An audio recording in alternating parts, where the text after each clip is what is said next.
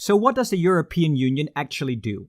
The EU has a lot of functions, but there are three main ones. Firstly, the EU promotes economic integration.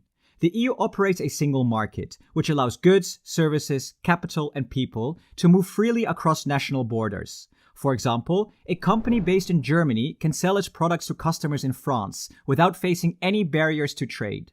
The EU also negotiates trade agreements with other countries on behalf of its member states. For example, the EU has signed trade agreements with countries such as Japan, Canada, and South Korea.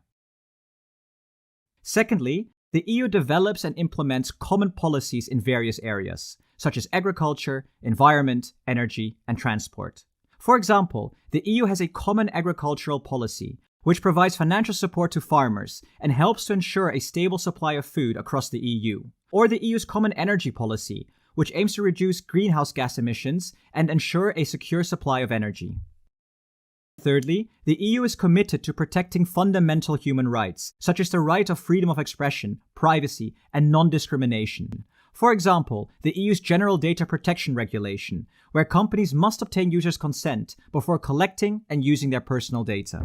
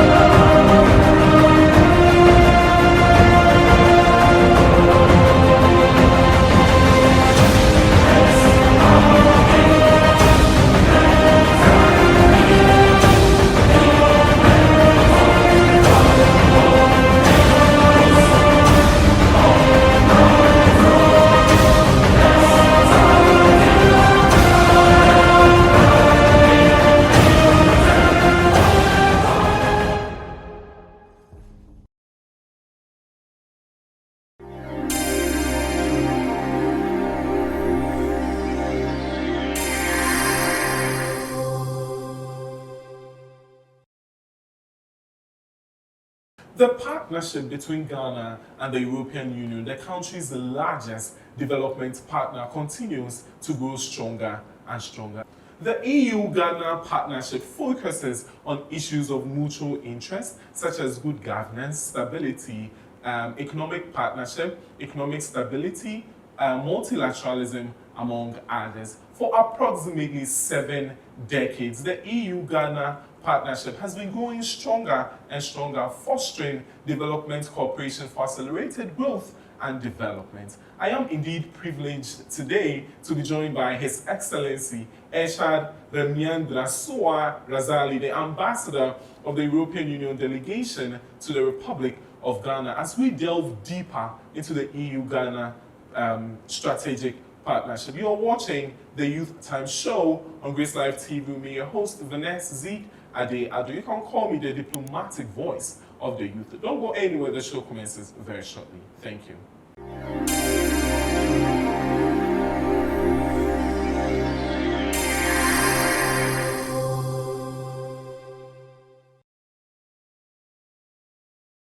So ladies and gentlemen, as I mentioned earlier, I'm here with His Excellency Irchad Razaaly, the Ambassador of the European Union to Ghana. Your Excellency, you're welcome.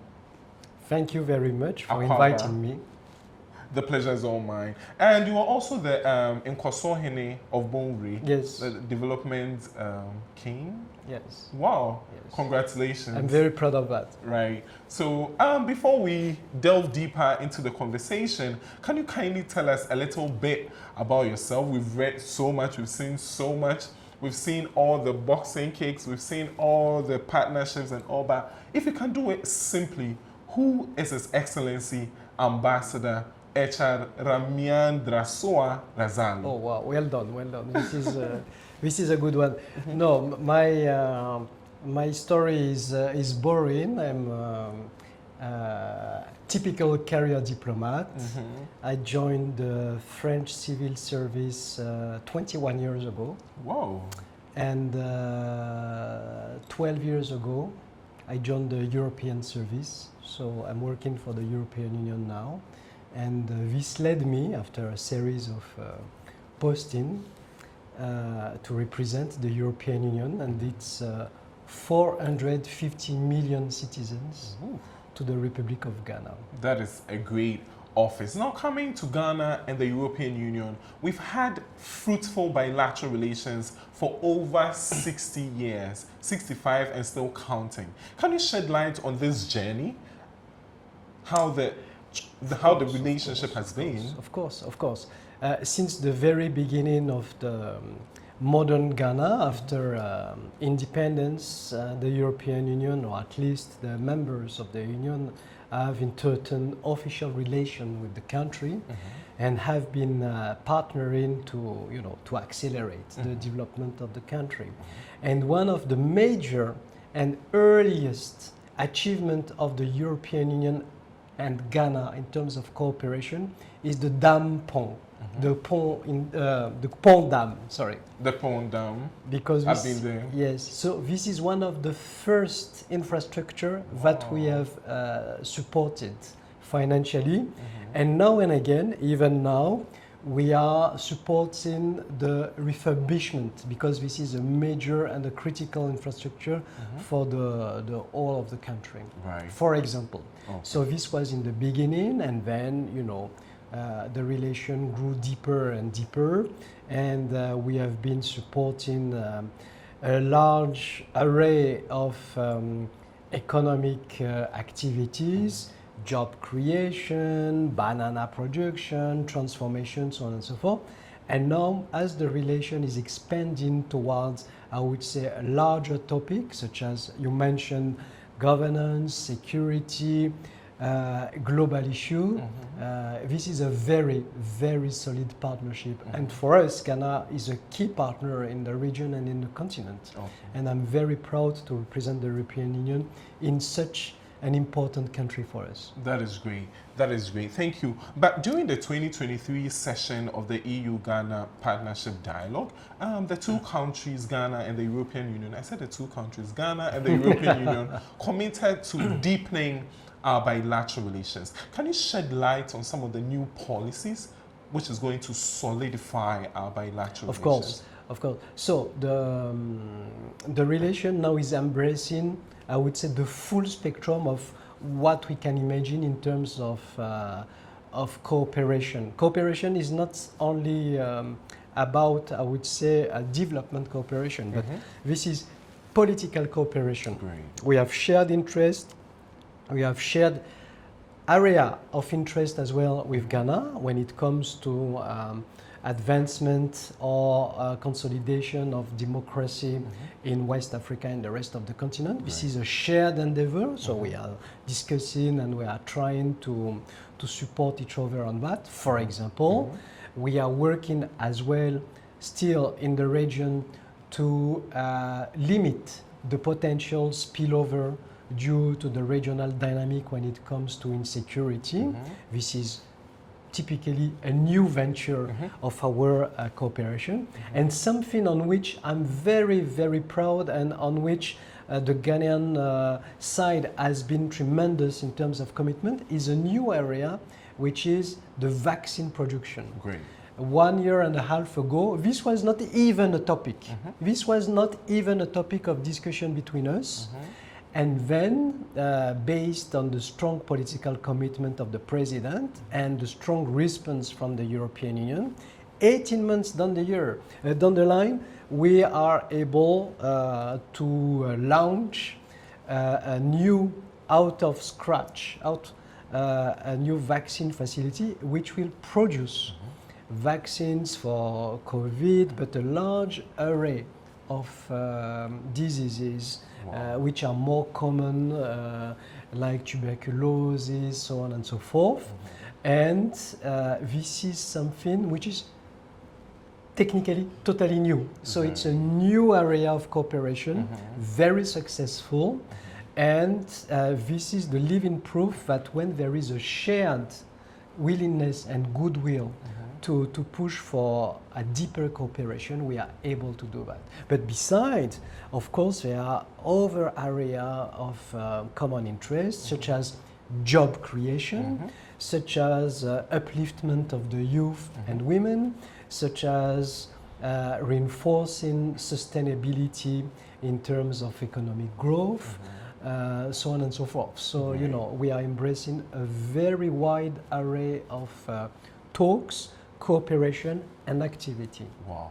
Talks and cooperation. And concrete action. Concrete action. That is great. And I heard you mentioning upliftment of youth. We'll get to that very shortly. But you know, Ghana was just has a seat at the United Nations Security Council.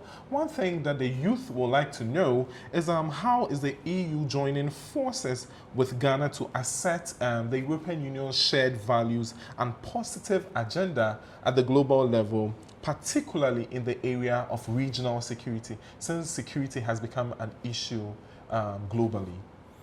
As you mentioned, Ghana is sitting at the UN Security Council, and in a nutshell, what does the Security Council? It is the guarantor, at least is looking after issues pertaining to international security. Okay, so this is quite a large definition. So this is a forum of 15 countries. 5 of them are permanent members, and 10 of them, part of which is Ghana, are, you know, rotating based on election, and they are sitting for 2 years. And there are 3 African countries there, part of which is Ghana. And with Ghana in particular, and this is not just for the sake of saying it, we have a very strong alignment of, it's not only of vision and interest, but of positioning on issues relating to international security. Ghana is a democracy guided by the rule of law, and guided by the rule of law internally, but eager to reinforce and ensure the respect for rule of law at international level. Which means when there is a breach of international law, like the invasion by Russia of Ukraine, Ghana is supporting the respect and recalling that there are a rules-based multilateral order that has to be respected. A rules-based means that there are international law guiding the relations between the states, between themselves, and this is the net, I would say, of international conventions on human rights, on what you can do, what you cannot do when it comes to sea, to space, to borders, etc., etc. And Ghana has consistently, like the European Union, supported and defending the respect of the principle of the UN Charter. So this is, I would say, a very close positioning between Ghana and the European Union. That is great. No, so coming to economic diplomacy, you have seen the prospects of the African Continental Free Trade Area going to boost intra-African trade. Now coming or representing the country with the largest single market of over 27 states. It means we've chalked success. The EU market is very huge. Now, how are you supporting the African Continental Free Trade Area to achieve its core mandate? I think it's very important to remind, as you did, the achievement over decades. It took decades to create and to stabilize what we are calling the internal market, the European internal market, the common market, which means that from Portugal in the far west to Poland in the far east, mostly the same rules, regulation, standards apply. So you can have a Polish truck driver delivering goods from Portugal, crossing with borderless seamless goods to the far east of the European Union because we are applying the same rules and standards when it comes to good people, capital, services. Of course, there are some specificities, but this is the very idea of the internal market. Basically, the goods which are exported by Ghana and other West African nations are landing in one of our major ports, mostly in Belgium or in the Netherlands and sometimes in France, because these are the major ports. The Netherlands been holding the largest ports in Europe and part of the largest ports in the world. And they are not entering into the Netherlands. They are entering into the European market. Okay? It's like if we ship something to Walvis Bay in Namibia, the same rules would apply from Namibia to Egypt. So you pay the customs once, and then there is no border from Namibia to Egypt with a straight highway. This will be the accurate comparison. And of course, given the current situation in terms of infrastructure, legal hurdles, customs, so on and so forth, the internal, I would say, intra-African market is still to grow, and we are, as the European Union, one of the key supporters of this endeavor.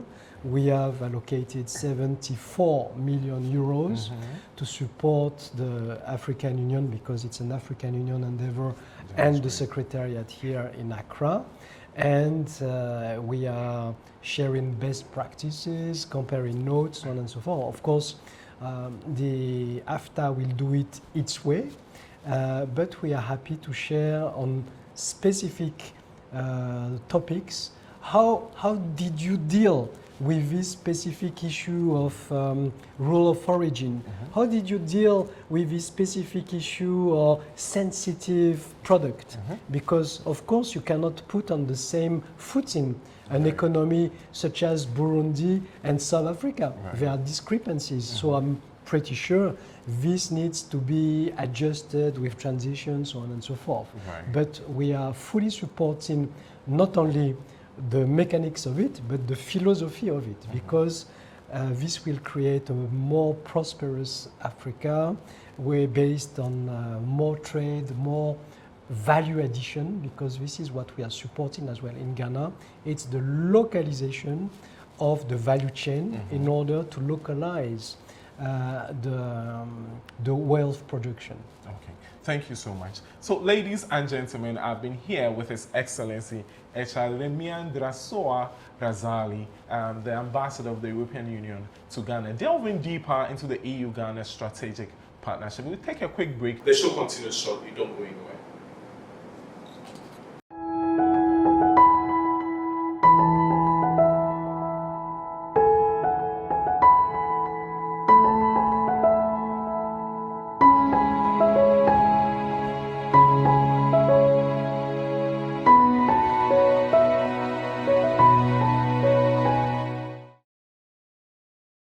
So welcome back from that quick commercial break. I'm still here with His Excellency Irchad Razaaly, the Ambassador of the European Union to Ghana. And I think he is the Ambassador of the youth to the world. And you will know why.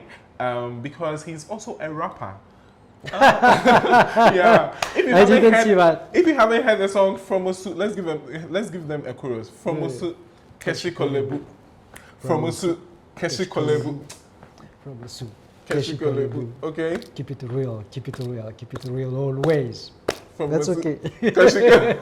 Right, that was a good one. So one important issue to the youth, which is also at the heart of the European Union, which is the European Union's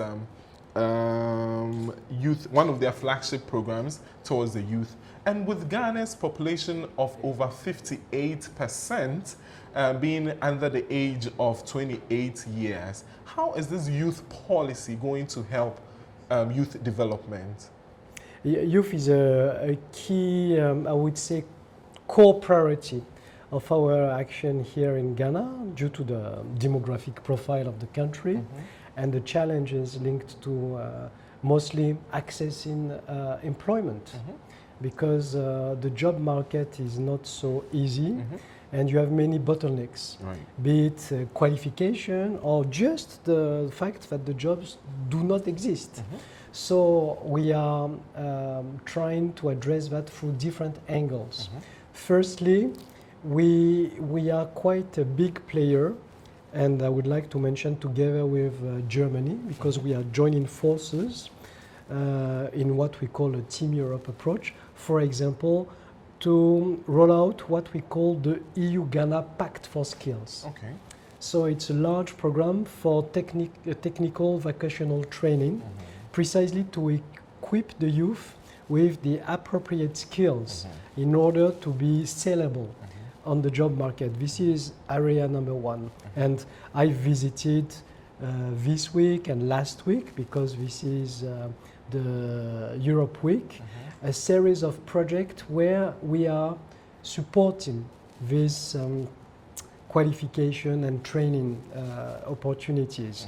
We've done that, we are currently doing that at the EU-Ghana Job Mobility Center, Migration Center.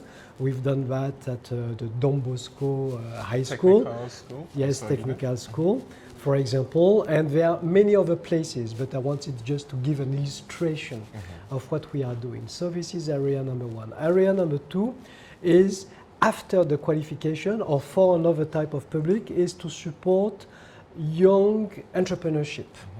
Because even without these formal qualifications, there are a large number of young Ghanaians, men and women, because women is a key target as well for us, who have talent, ideas, and who want to transform this talent into business opportunities. They are young entrepreneurs when it comes to farming, when it comes to processing food, or when it comes to recycling plastic or furniture design, so on and so forth, and we are supporting them. So far we have supported 100,000 of them.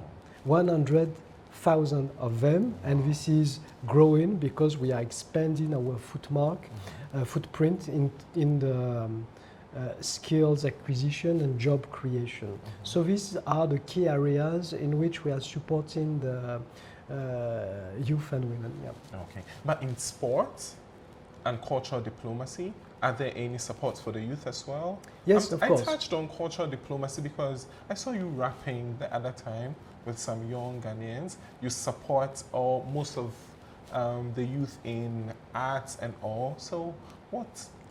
This is an area where we are expanding our activity through the angle of job creation.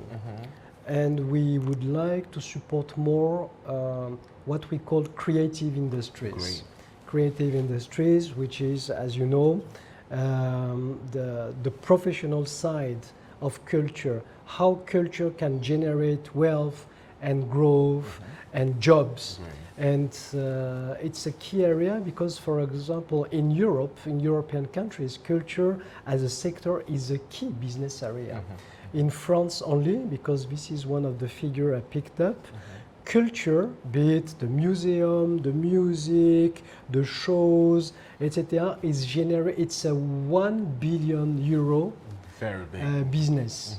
So annually. So this is something which can generate a lot in a country such as Ghana, where there is a lot of talent, energy, creation, creativity. That is great. So with summing it all up, we've done more than 65 years of cooperation. 66. 66 now. We'll be getting to 70 very soon. We'll celebrate the Diamond Jubilee very soon. But by the next 65 years, what do you anticipate our bilateral diplomacy would have achieved? In the next 65 years, I will wait and report. Okay, you will wait and report. I'll wait and report. No, one of the area where I think we have a lot to do together with Ghana and where we can partner is to create and open better cross-pollination between Ghana and the neighboring countries. Great. When it comes to culture. You know, the Burkinabe, they have this huge film festival, the FESPACO. We are currently working together with Ghana, Togo, Benin on heritage, shared heritage, because one of the things which interests me is to demonstrate the shared heritage between Ghana and the neighboring countries when it comes to history, when it comes to buildings, when it comes to the mosques in the north. They are the same as in Benin. When it comes to, you know, all these cultural production till Liberia, so on and so forth, because this is an area where I feel we can do more and better. You know, there is the Biennale in Dakar, which is a huge cultural rendezvous. We could envisage better bridges between all these countries because for knowing themselves better, for cooperation between the culture people, and to, you know, just for the enjoyment of all the population. I would love to see Senegalese enjoying and discovering more of the Ghanaian culture, as well as the Ghanaian discovering more of the Beninese culture, and so on and so forth. Wow. Thank you so much, Your Excellency. We are so grateful to have you. Thank you again Merci for beaucoup. Inviting me. Medasi, baby. Medasi. You are the king, so please, Nana, we are so grateful. The development king of Bonre. But before we sign off totally, this is where the youth of the world. I'm getting scared now. What are you Your coming up favorite with? people, yeah, the youth people, you inspire us so much. I've known you since you came, and we meet each other everywhere. Yes, I think you were the first one to interview me. Very first, I think, yeah. yes. And you've been doing amazing in the lives of the youth. Now we are watching you once again. What do you have to say to us? To you, To the youth. to the youth. Yeah. Youth of Ghana. No, I was amazed to see your talent, your dynamism, your creativity, and I think this is the main assets that you need to make it. So keep it up and be yourselves. And this is, in my view, the best tools, assets that you can have to make a contribution for yourself, your community, and ultimately the country. Thank you so much, Your Excellency. I'll come once again for us to have a training session. Of course. Or in boxing. But you look very muscular. So then it means you lose the match. Yes, doing yes, that. yes. Thank you. So ladies and gentlemen, I've been here with His Excellency Ambassador Irchad Ramiandrasoa Razaaly, the Ambassador of the European Union to Ghana, as we delve deeper into the EU-Ghana strategic partnership. Until then, the show comes away another time. It's bye for now.